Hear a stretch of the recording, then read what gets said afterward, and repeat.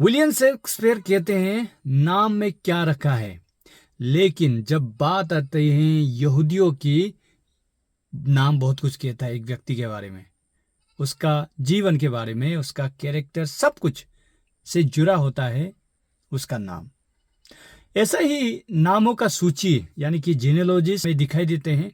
First Chronicle chapter 4 verse 1 से ही हमको नाम ही नाम दिखाई देता है, लेकिन एक ऐसा नाम जो हमें दिखाई देता है जो स्टैंड आउट करता है, जिसका मतलब होता है दर्द, पेन, और उसका प्रार्थना भी स्टैंड आउट करता है।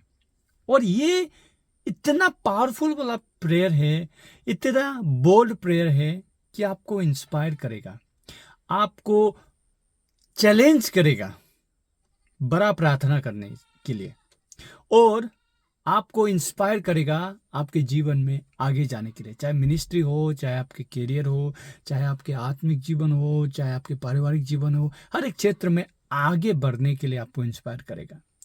तो ये प्रार्थना और ये व्यक्ति आपको बाइबल में सिर्फ ये 2 वर्ष में ही दिखाई देता है और कहीं पर दिखाई नहीं देता है। इसीलिए द प्रेयर ऑफ जाबेज, और जाबेज बहुत ही स्पेशल वाला प्रेयर और आदमी है बाइबल में, पूरा इंटायर बाइबल में।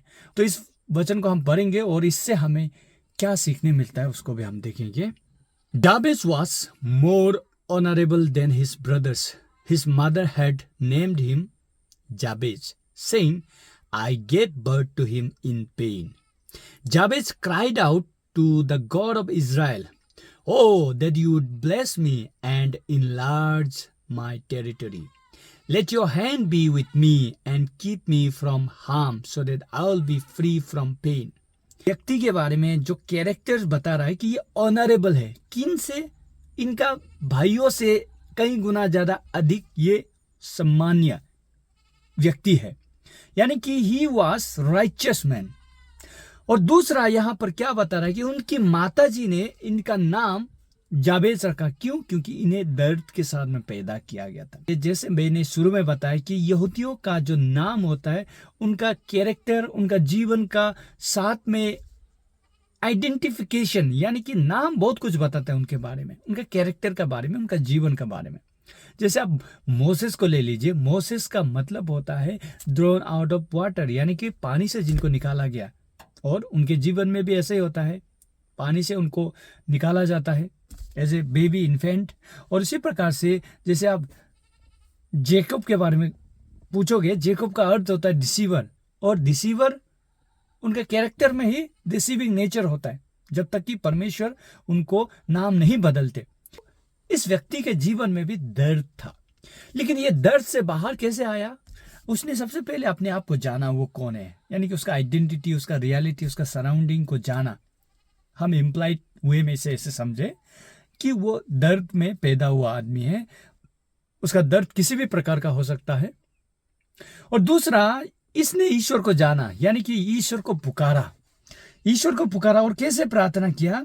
Oh, that you would bless me and enlarge my territory. A very bold prayer. सबसे पहले इसका प्रेयर का जो कंपोनेंट्स है, इसने ईश्वर को पुकारा और कहा कि मुझे आशीषित कर, मुझे आशीर्वाद दे।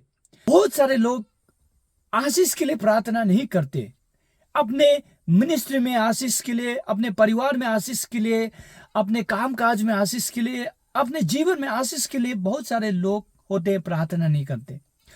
ईश्वर चाहता है कि आप मांगे, आपको क्लेम करना होगा आशीष के लिए। और दूसरा, यहां पर ये जो प्रार्थना हमें दिखाई दे रहा है, इनलार्ज माय टेरिटरी। आपका मिनिस्ट्री का टेरिटरी है, आपका फाइनेंशियल, हर एक एस्पेक्ट्स में एक लिमिट है, एक बाउंड्री है, टेरिटरी है।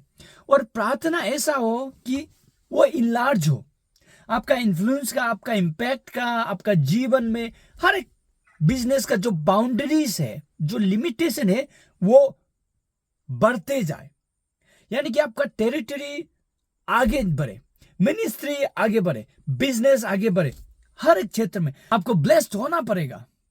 ईश्वर चाहते हैं आप ब्लेस्ड हो, उसके लिए आपको क्या करना है? प्रार्थना करना है। Very bold prayer, big prayers आपको करने हैं कि आपका बाउंड्री आगे बढ़े। और दूसरा, हमें यहां पर क्या दिखाई दे रहा है?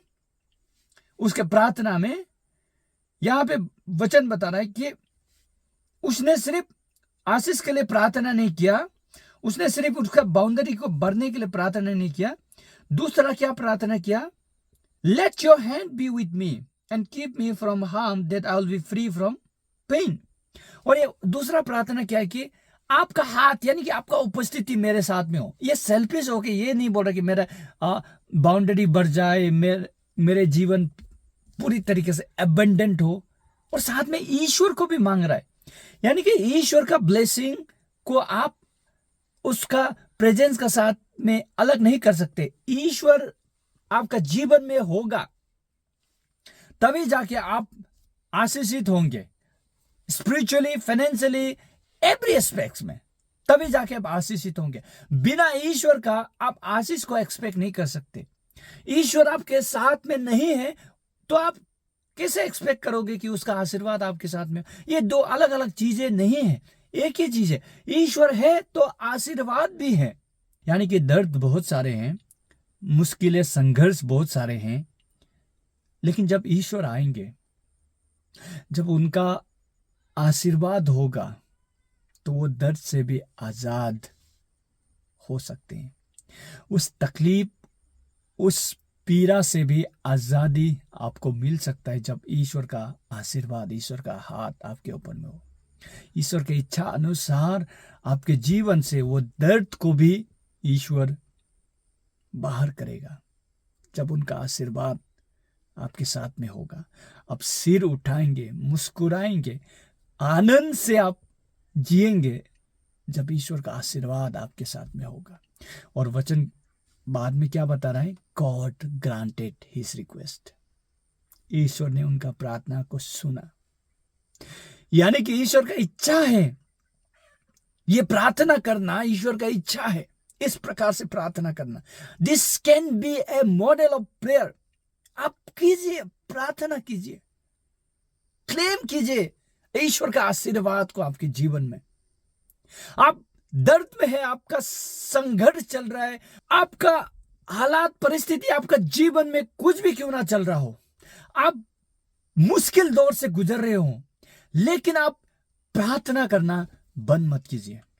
प्रार्थना में मांगिए ईश्वर से। ईश्वर उनके इच्छा अनुसार, उनके महिमा के लिए, औरों के बेहतरी के लिए आपको आशीषित करेंगे। हारना नहीं है, प्रार्थना कीजिए, प्रार्थना में लगिए।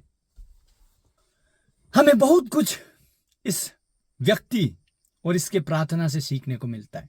सबसे पहला कि प्रार्थना बोलने कीजिए और स्पेसिफिकली कीजिए कि आपको कहां बढ़ना है, किस क्षेत्र में बढ़ना है। दूसरा, ईश्वर को मांगिए, ईश्वर का उपस्थिति को मांगिए, उसका अगुवाई को मांगिए।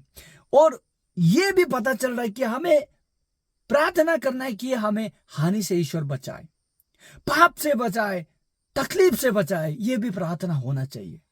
और बाद में हमें क्या पता चल रहा है कि ईश्वर ग्रांट करते हैं, यानी कि it is not wrong to pray for the blessing. इसीलिए प्रार्थना करें, हार ना माने। हर एक युद्ध को प्रार्थना के साथ में लड़िए। ईश्वर आपके बाउंड्री को बढ़ाएंगे, ईश्वर का उपस्थिति को आप पाएंगे, ईश्वर का आशीर्वाद को आप देखेंगे।